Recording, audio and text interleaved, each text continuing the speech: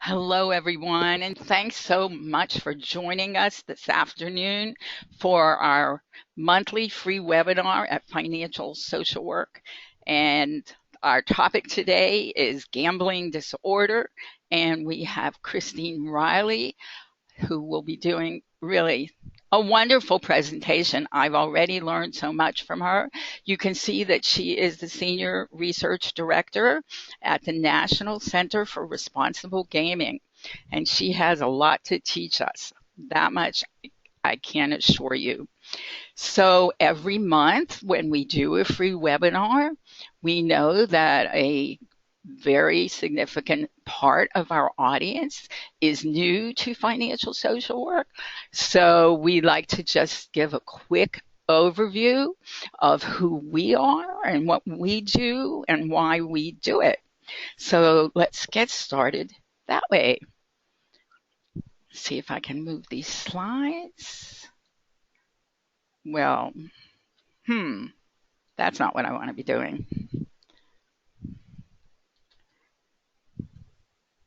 Okay, so let's go ahead and start with what is financial social work? Well, here at the Center for Financial Social Work, our work is heavily psychosocial. It's very interactive, introspective, and it is a behavioral model. And it all begins with our client's relationship with money and self. That is the foundation for everything having to do with money. So it is about so much more than dollars and cents. And that's the whole perspective of this body of work that I have created over the past 20 years. So it's our relationship with money itself that drives financial behavior. And financial behavior is how we earn, spend, save, share, and borrow. Those are the behaviors that then determine our financial circumstances.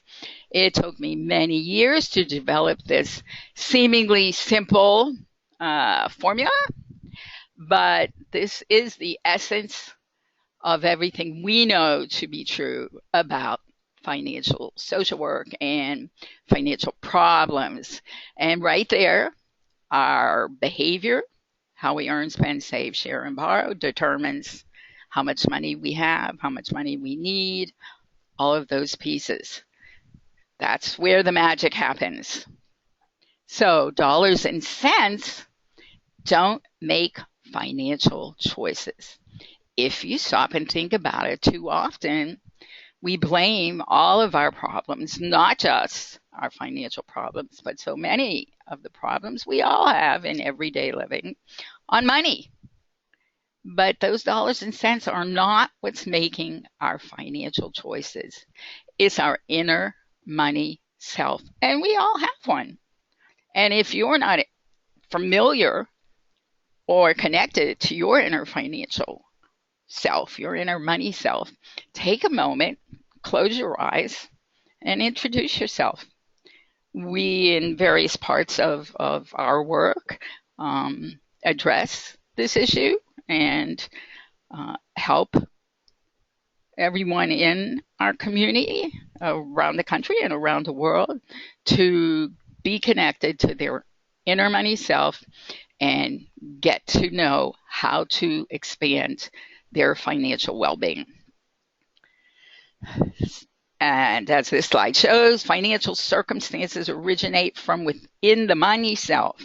Your money self includes your thoughts, feelings, and actions with your money and with yourself. Again, kind of basic and simplistic, but so different and so important. And as this Emerge Positive quote says, money is not the problem. It's our relationship with it that is. So financial behavioral change requires a healthier money self, because someone with a healthier money self engages more readily, is more hopeful, is more eager to change, and it is significantly about financial behavioral change, and is more prepared to succeed. And so all of our work looks to help meet all of these outcomes. Certainly, hope is critical. Hopelessness closes the door to change. Hope is what opens it. So, a healthier money self. These are some of the components of our financial social work certification. Again, we're not just looking at the dollars and cents. We're looking to help clients build their inner strength, practice greater self-acceptance, develop greater sense of self, have hope on direction, be more positive, more self-accepting. All of these things are a part of the financial social work model. And if you've joined us before, you know this is one of my very, very favorite pictures. It is our goal to help everyone be more at peace with their money. So we're going to go to our first poll in just a minute, right after this slide, I believe. Just the final few words on an overview of the financial social work model.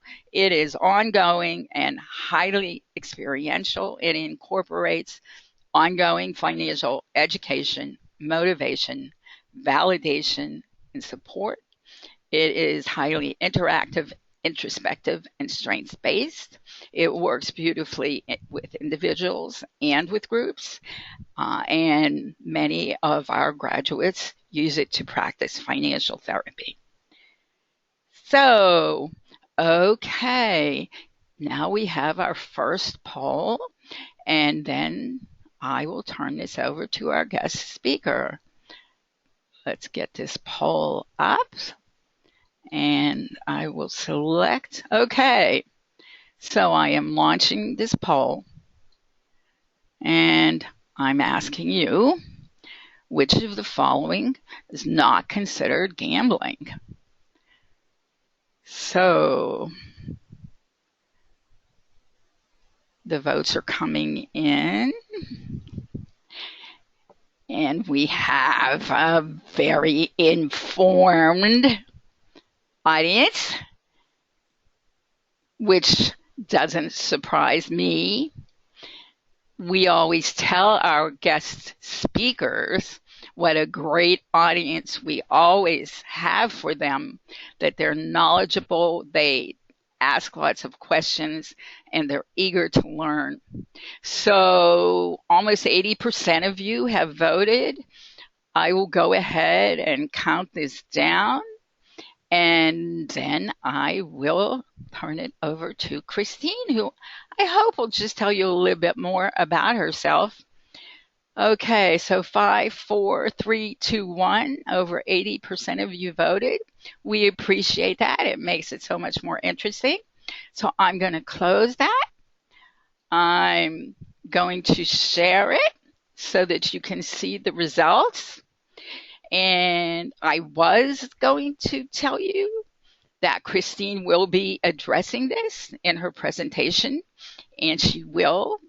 But I will tell you that the winning vote is that over 90% of you knew that they are all forms of gambling. But she will tell you much more, I promise. So I'm going to hide that. And there's Christine Riley, and I'm going to, okay, so that's interesting that I can't find where to turn this over to you, Christine. Change presenter, thankfully. Okay, there we go. And everybody, here is our guest speaker, Christine Riley.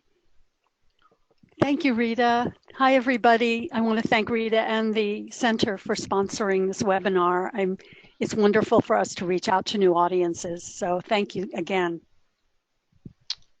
We are appreciative. Okay, I'm having trouble moving my slides, but that's okay. Do you have it in presentation mode? Yes. There you go.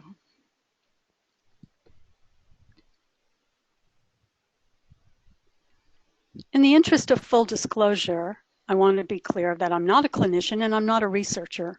My job is to coordinate the NCRG Research Grants Program and translate research findings for the public and healthcare professionals.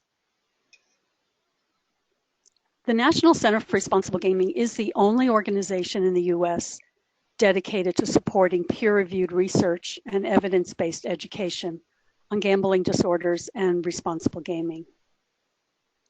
We were founded in 1996, and I have been with the organization since 1997. And our mission is to help families and individuals affected by gambling disorder through good research and through good educational program. Further disclosure is that we are supported primarily by the commercial casino industry and related businesses. And because of that, and because we don't want the industry to have undue influence over our research, like the tobacco industry always comes to mind, we developed a firewall to protect the integrity of the research funded by NCRG. And it boils down to this. The proposals that we receive from researchers are reviewed by an independent peer review panel. Final decisions are made by a scientific advisory board, again, an independent group. Neither the board members nor the donors ever see the proposals or make any decisions about the research. We think this is a good system and it protects the integrity of our research. Our accomplishments over the past 20 years have been to basically launching the field in the United States, raising the standard for research and education. We have more than 300 articles in peer-reviewed journals that are the result of research projects that we have funded. And I think I need to edit the next one. It's actually up to 27,000 times our studies have been cited in other scientific publications. All of these many significant advancements thanks to NCRG-funded research. Now we're going to start by defining gambling, which of course relates to the first poll. Here's pretty much the standard definition. You have to risk something of value, usually money, in hopes of gaining something of greater value on an outcome ruled by chance. A lot of people think that the lottery, bingo, and other charitable gaming forms are not gambling, but they are, because you're putting money on an unknowable and uncontrollable outcome. So these are the range of gambling activities that are popular in the United States, where an estimated 80% of adults in the US gambled in the past year. And we also have reports of people getting into trouble, not just with casino games or with sports betting, but we do have reports of people who get into trouble with the lottery, scratch tickets, bingo, and so on, things that you would think would be harmless. Now, what is gambling disorder? Gambling has a long past but a short history, meaning that gambling has been part of our culture for thousands of years, but it has a short history in terms of the research, understanding what gambling is, and especially what gambling disorder is. Pathological gambling wasn't added to the DSM until 1980, which is very late. So it's one of the newer disorders recognized by the American Psychiatric Association. It was placed in the impulse control disorders category with kleptomania and pyromania. It describes an individual experiencing progressive loss of control over their gambling. And the criteria emphasize damage and disruption to the person's personal, vocational, or financial problems. It's important to remember that the symptoms were not tested beforehand. Rather, they were based on clinical experiences of Dr. Custer and other treatment providers. This is important because treatment providers are not necessarily representative of all the people who have the disorder. Only about 15% of disordered gamblers seek help, either through GA or formal treatment. And so they're not representative of all of the people who have gambling disorder. The next phase was the DSM-4, where they substantially revised the criteria so that it would reflect the similarity to substance use disorders. For example, the addition of repeated unsuccessful attempts to control, cut back, or stop gambling.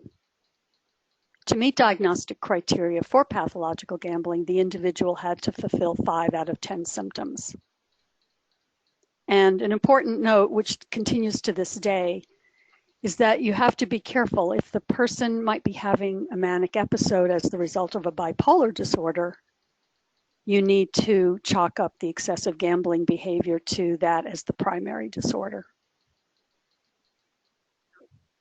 Big change in 2013 with the DSM-5.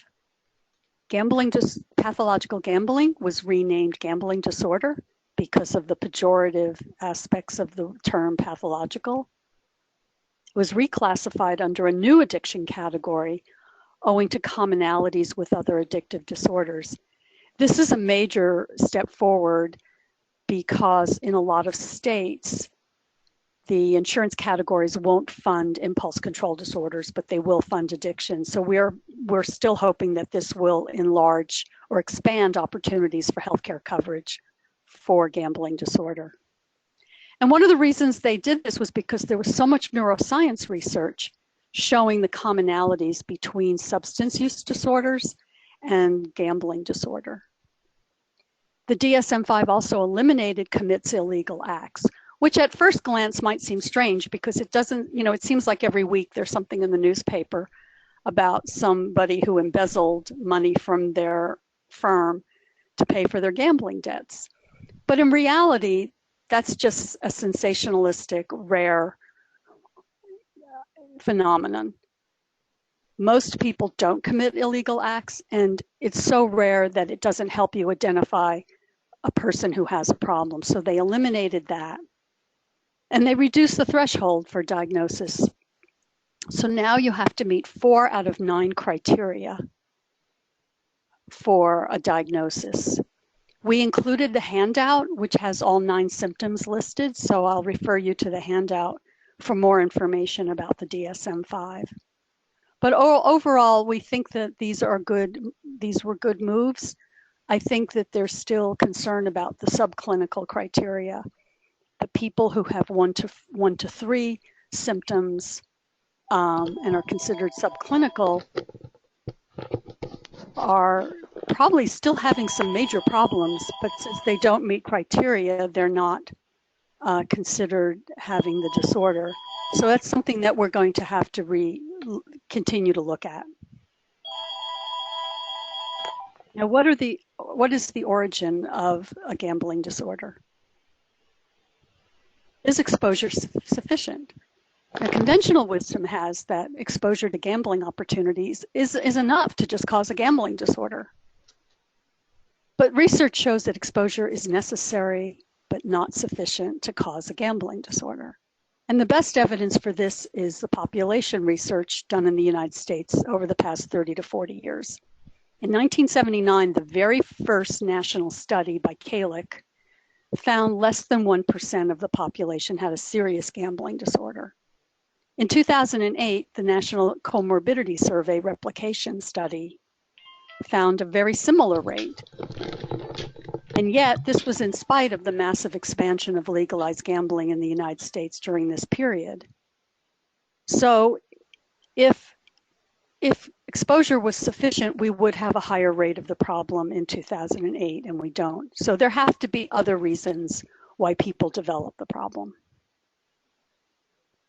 Another piece of conventional wisdom is that certain games are riskier than others because of speed or social isolation or other factors. But the research shows that gambling involvement, number of games played, the different kinds of games played, not everybody plays just one game, is a better predictor of gambling problems than the type of game played.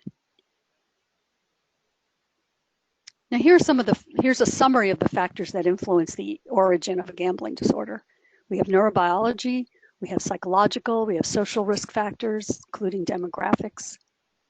And all of the above factors are very similar to those of substance use disorders. First, neurobiological and genetic.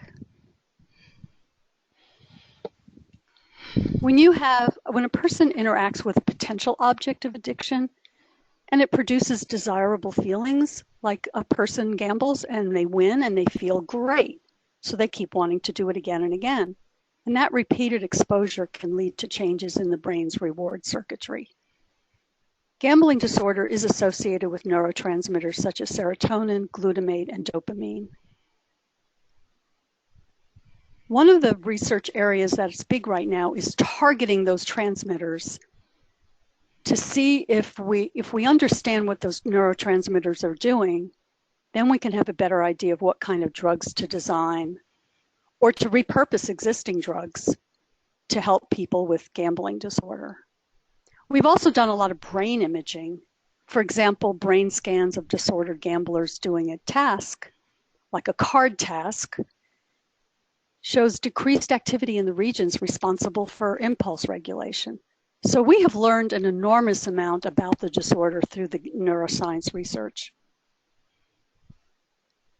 The genetics is really important, and we have ample research showing that it plays a very strong role into whether or not somebody is vulnerable for the disorder.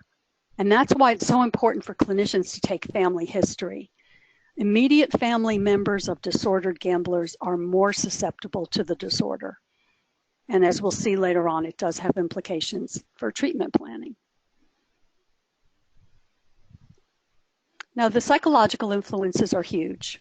According to the National Comorbidity Survey replication, 75% of disordered gamblers had pre-existing psychiatric problems before the onset of the gambling problem. In other words, the co-occurring disorder made them vulnerable to developing a gambling problem, whether it be depression, anxiety, bipolar disorder, and so on.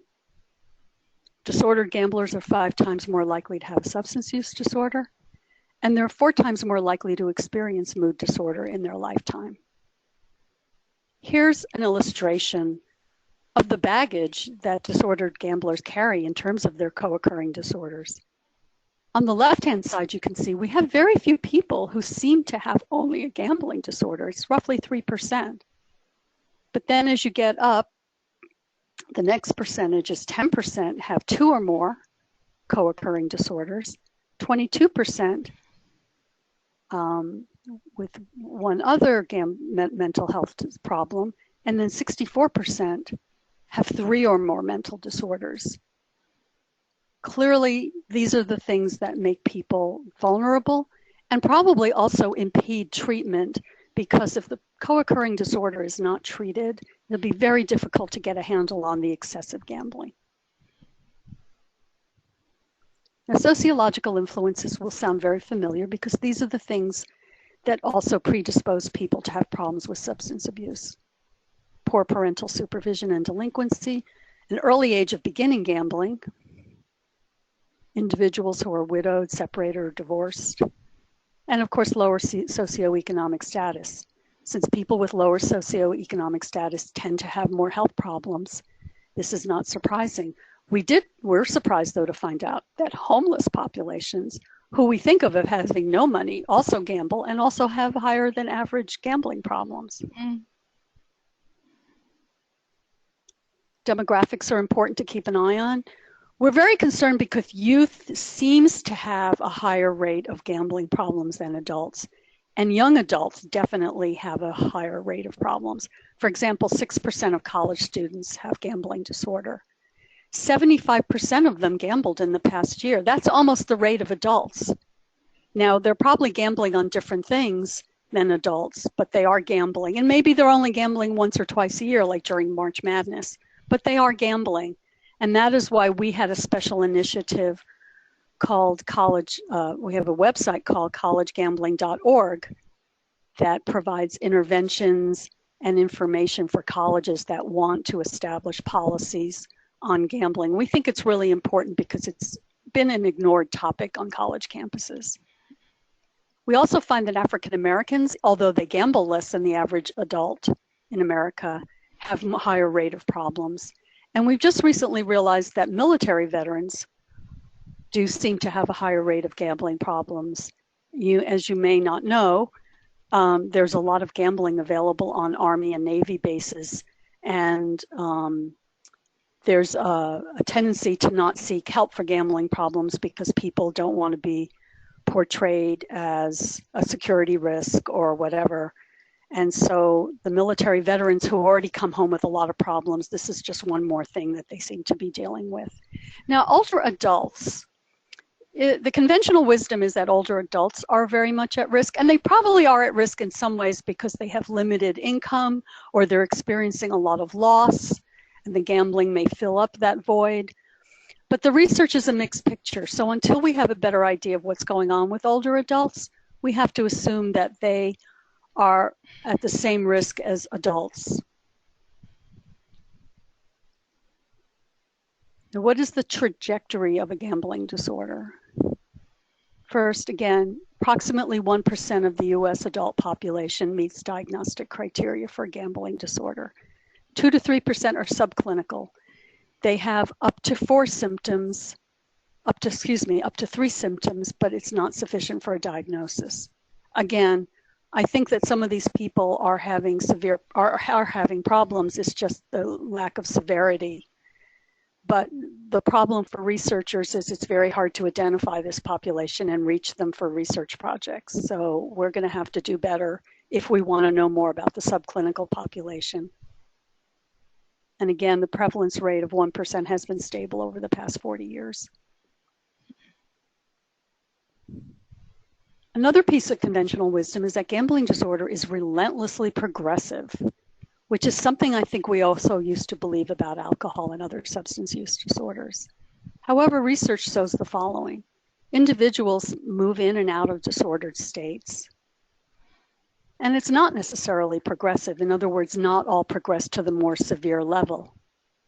And even those with the most severe form of the disorder can improve. Individuals seem to adapt to the risks and hazards of new gambling opportunities. The theory, which is called adaptation, posits that when you introduce a new gambling opportunity to a community, let's say Massachusetts is just getting new casinos in the next few years. And the theory goes that there might be an uptick in problems, mainly because it's a novelty effect. A lot of people who never gambled at a casino might start because it's now closer to home. But that over a period of time, things will even out and the rate will go back to 1%.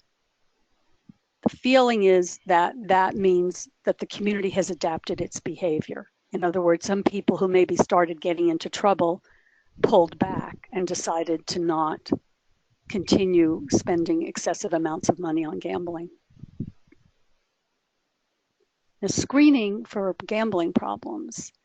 And this is our first poll, second poll actually. Do you screen for problem gambling? Do you screen your clients for gambling problems?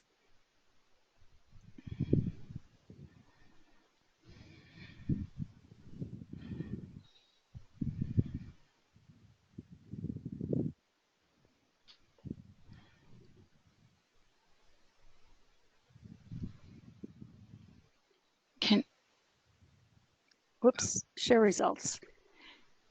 So it looks like 44% never screen sometimes, 40% sometimes, and 16% always.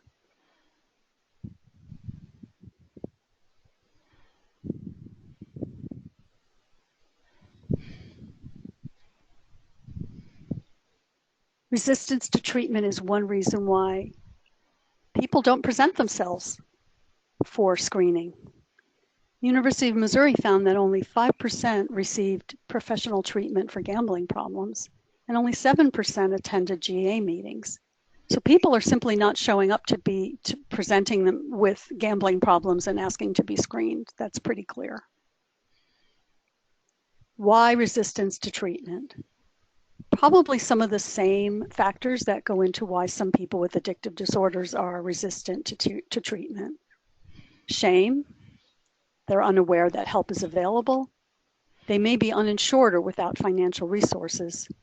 They may lack confidence that change is possible, or that may be part of the ambivalence. They may be ambivalent about whether or not they want to change.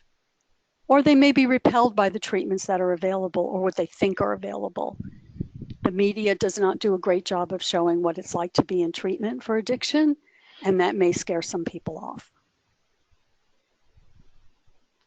It is very important to screen, though, however, because 50% of disordered gamblers are in treatment for other psychiatric disorders. And if they're not resistant to going into treatment for those problems, then the odds are that they might be open to treatment for gambling disorder. One story that I keep hearing again is that the addiction centers start to screen. At first they're reluctant, and then they start to screen for gambling. And it'll turn out that 10 to 15% of their clients had a gambling problem, but nobody asked before. In fact, in one case, they found out the man was about to go into bankruptcy the following day. So I think it is important to expand screening for gambling disorder. Here are some of the screens that are available and that have some research support. The one that we recommend is the brief biosocial gambling screen. A yes answer to any of the following 3 questions indicates that somebody should be further assessed. And it's all in a 12-month time frame. During the past 12 months, have you become restless, irritable, or anxious when trying to stop or cut down on your gambling? Have you tried to keep your friends or family from knowing how much you gambled? And during the past 12 months, did you have financial trouble as a result of your gambling, that you had to get living expenses or help from family, friends, or welfare? Now, the reason that we think this is the best screen available is as follows. It has very strong psychometric properties. It's based not on clinical evidence. In other words, it's not based on interviews with people in treatment. It's based on a national survey of 43,000 Americans called the NCRG. And the questions are based on the criteria that were most endorsed. Those are the 3 questions that the disordered gamblers in this survey endorsed the most, which means these questions are most likely to catch somebody who has a problem. The past year framework is really important, because if you did a lifetime framework, which some of them do, that's a problem, because it's got a potential for false positives, because some of the symptoms may have resolved in the past. So if you ask someone if they ever had a cold in their entire life, of course they're going to say yes, but that doesn't help the clinician know what to do with the person right now in front of them. Also, we've had independent evaluation by other studies showing that the BBGS maintained accuracy in spite of the changed diagnostic criteria in DSM-5. You can see an online version of the screen, and it's an interactive version, so it can give advice. You might want to link to this or have your clients go to this. Also, we have a publication called What Clinicians Need to Know About Gambling Disorders. And there's a great chapter in there on screening and assessment, and it does pros and cons of all the available screens and all the diagnostic issues. And that's available for free to download from ncrg.org. And finally, we have BBGS magnets suitable for putting on your file cabinets. They're available for free. So at the end, my email address will be on the screen, and then feel free to contact me. And we have plenty, we order thousands every year, so we're more than happy to share them. Now, treatment and recovery. Have you ever counseled clients with gambling problems? Let me launch the poll.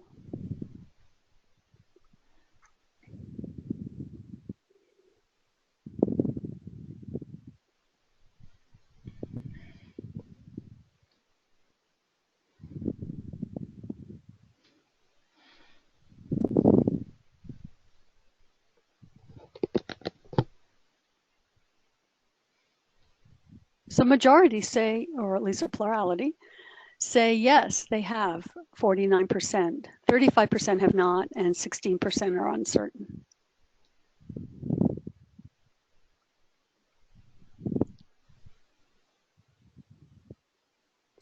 The first thing to know about treatment and recovery is that about 30% of disordered gamblers get well on their own. This is a phenomenon called natural recovery. And we don't know a lot about these people. It would be helpful in the future if we did learn more about them, because then we could apply what they go through to other treatment strategies. But essentially, the strategies that we know about are very practical and very behavior focused, including taking on other activities that have nothing to do with gambling and avoiding cues. We have no treatment standard yet, and we have no FDA approved pharmaceutical. So the recommendations for clinicians are to always screen for co-occurring disorders. And remember that many of the same therapies that are effective for substance use disorders can be effective for gambling disorder and for depression and anxiety and so on. CBT, motivational interviewing. We have some preliminary research indicating that mindfulness and acceptance commitment therapy seem to be useful. And because of ambivalence about change and resistance to treatment, brief interventions might be a good place to start because people don't perceive them to be treatment. All in all, the researchers at Harvard Medical School recommend a cocktail approach: psychotherapy, pharmacological interventions, interventions for co-occurring disorders, support groups such as Gamblers Anonymous is not the only one, but it's one, financial counseling, and self-exclusion.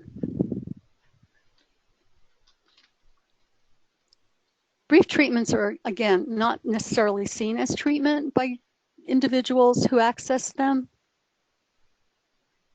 We have two studies that indicate one used telephone-based motivational interviewing combined with a self-help book, and they had very good outcomes. Another one used a self-help manual called Your First Step to Change.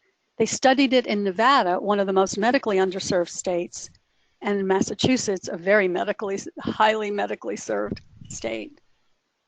Now, significantly more manual recipients than control group participants reported recently abstaining from gambling.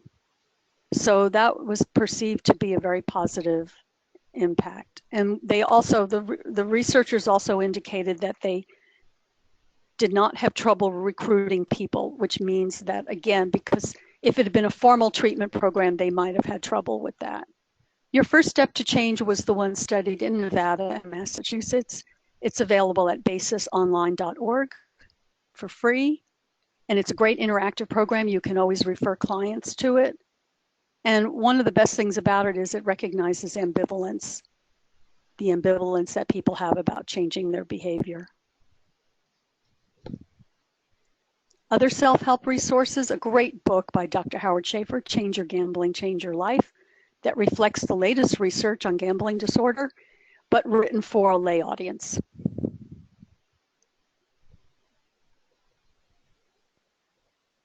Cognitive behavioral therapy has the most research support.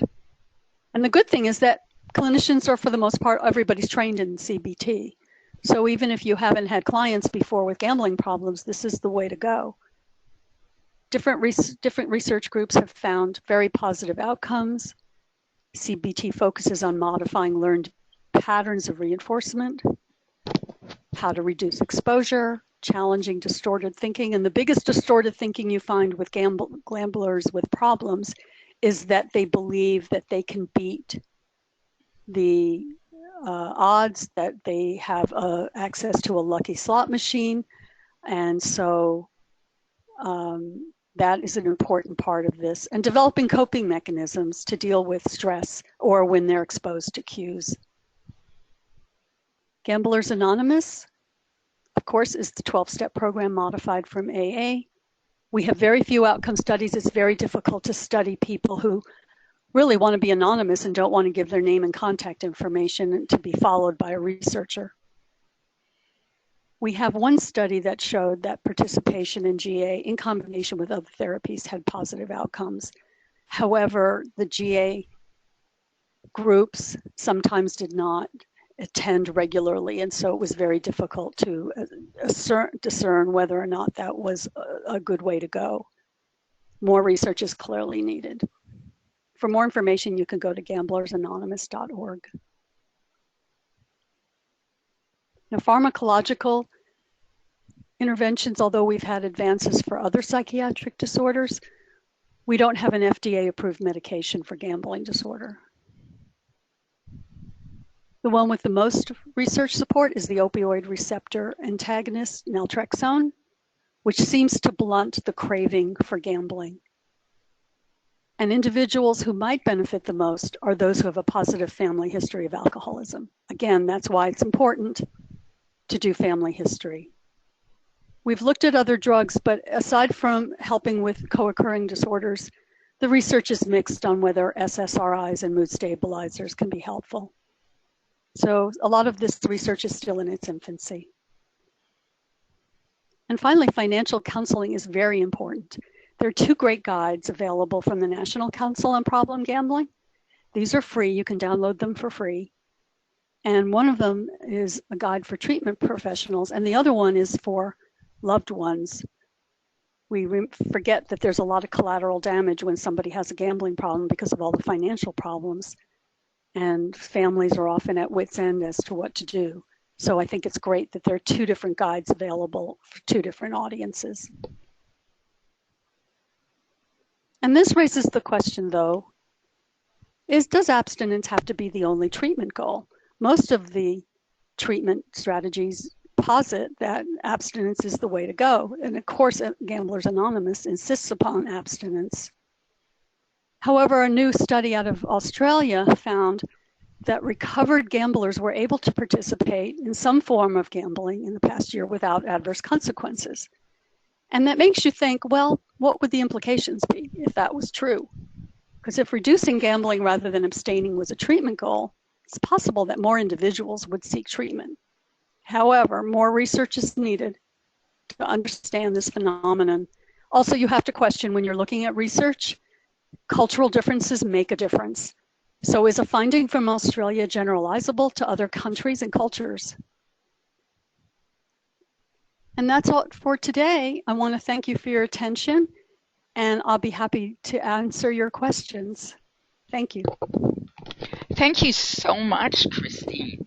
You packed a lot of wonderful, valuable, helpful information into that presentation. Everybody, we have just 1 or 2 questions in the question box. Christine is here with us. We still have her for almost 15 more minutes. So if you have questions for her, go ahead and put them in the question box, and I will start asking them to her. Before we get to the Q&A, I just wanted to mention our certification, which is self-study and self-paced.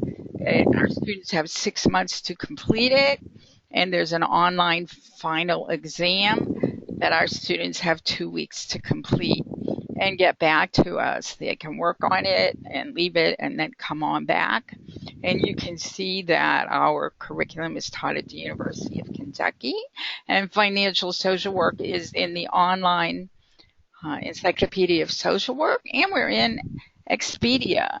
And I recently brought financial social work to Hong Kong, which was very exciting.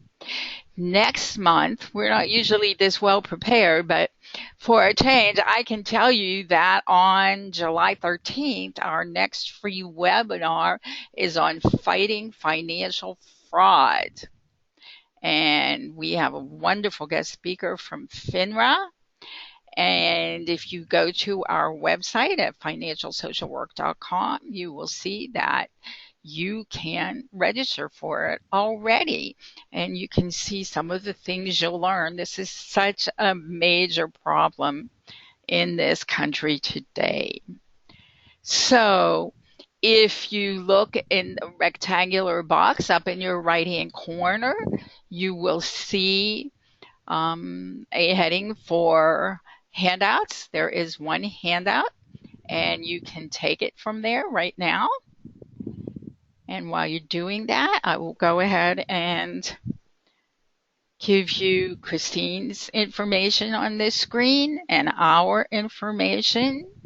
And I am going to go ahead and share some of the questions we have. Someone has asked, Christine, can you explain further why African Americans are said to have more gambling problems? We don't really know why. The only thing we can think of is that as a group, they have more health issues than the average adult in America, and therefore that might make them more vulnerable. But beyond that, we don't know. Okay, thanks for that. Someone wants to know, and honestly, I wanted to know too, what Pai Gao was. It's an Asian form of gambling, and that's, I don't really, it's tends to be at casinos that cater to Asian attendees, and I don't really know how it works. But I do know that it's a favorite game of that ethnic group. Well, I imagine we can all Google it. Now, I'm sorry. Right.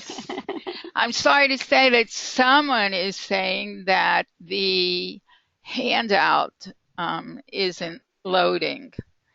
I hope that's not a problem for everyone. If someone was able to grab it, can you just type in, how do you spell the Asian gambling system? Oh, okay. I think, thanks, Sherry, for letting me know that. So other people are able to access it, to grab that handout. So if you're unable to, go ahead and email me and I will email it to you. Spelling, it's the Asian gambling is PAI space GOW. Okay.